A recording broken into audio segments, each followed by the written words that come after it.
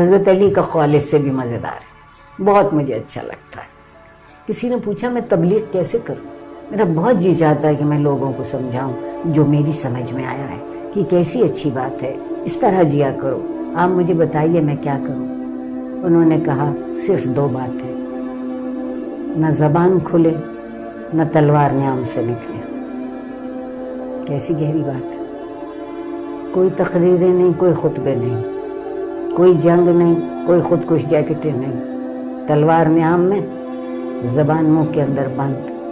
اگر تمہارا کردار ہو، اگر تمہارا عمل جس پہ یقین رکھتے ہو وہ ظاہر کرتا ہے تو لوگ خود بخود تمہیں جاننے لگے، تبلیغ ہو جائے گی۔ واہ